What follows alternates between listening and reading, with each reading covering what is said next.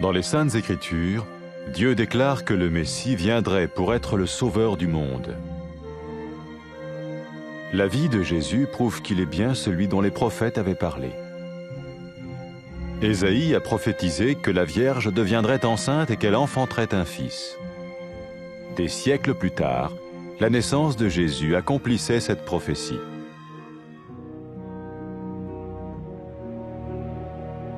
Les Saintes Écritures déclaraient que le saint à naître serait appelé le Fils de Dieu.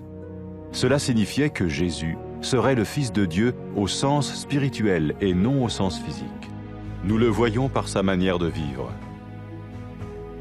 Il a guéri des malades, il a pardonné leurs péchés, les a ramenés à Dieu et leur a promis une place dans le royaume éternel de Dieu. Il s'est offert lui-même en sacrifice pour le péché à leur place. Puis il est revenu à la vie, victorieux sur la mort selon le plan de Dieu. Jésus a dit « Personne ne me prend la vie, mais je la donne de ma propre volonté ». La vie de Jésus n'a pas seulement accompli les écrits des prophètes, mais elle a aussi confirmé la vérité de la sainte parole de Dieu. Les prophètes avaient écrit « Ta parole, ô mon Dieu, est parfaite, elle dure à toujours ». Jésus lui-même a dit « Le ciel et la terre disparaîtront, tandis que mes paroles ne disparaîtront jamais. » Jésus est venu pour nous donner la vie dans toute sa plénitude. Mais quand l'homme a désobéi à Dieu dans le jardin d'Éden, il a choisi sa propre voie et ses actions l'ont séparé du Créateur.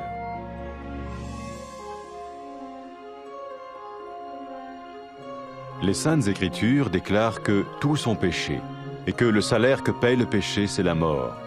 Il s'agit de la mort spirituelle, éternelle séparation d'avec Dieu. Mais tout comme Dieu a donné un bélier pour qu'il meure à la place du fils d'Abraham, ainsi il a envoyé Jésus, le Messie, mourir à notre place. Sa vie, sa mort et sa résurrection restaurent la relation entre Dieu et tous ceux qui mettent leur confiance en lui.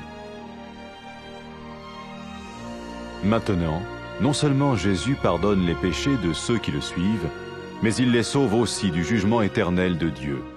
Ils sont sûrs d'aller au paradis et de vivre avec lui pour toujours.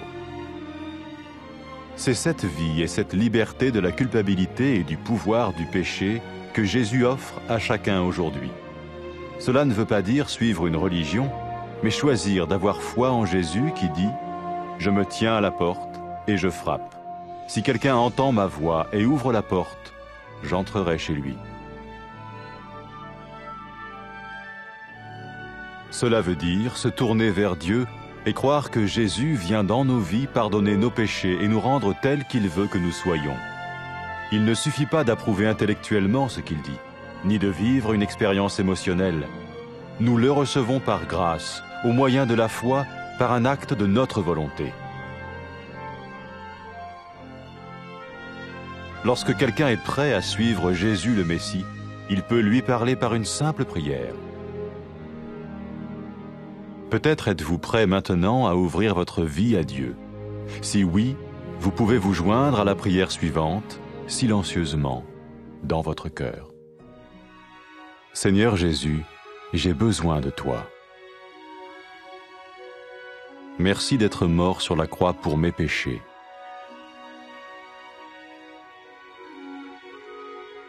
Je confesse mes péchés et je m'en repens.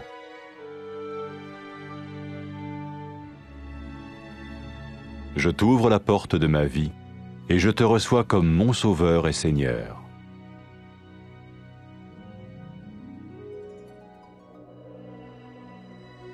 Merci de me pardonner mes péchés et de me donner la vie éternelle.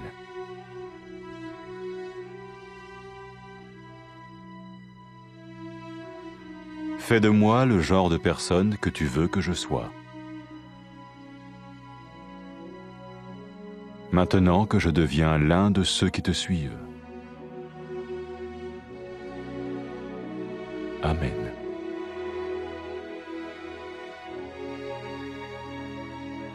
Jésus a dit à propos de ses disciples, « Mes brebis écoutent ma voix, je les connais et elles me suivent. » Pour expérimenter la vie en abondance promise par Jésus, Ceux qui le suivent parlent à Dieu chaque jour dans la prière et lisent ou écoutent sa parole. Ils parlent de lui à d'autres personnes et rencontrent régulièrement ceux qui l'aiment et le suivent. N'oubliez pas sa merveilleuse promesse. Tout pouvoir m'a été donné dans le ciel et sur la terre. Et sachez-le, je vais être avec vous tous les jours jusqu'à la fin du monde.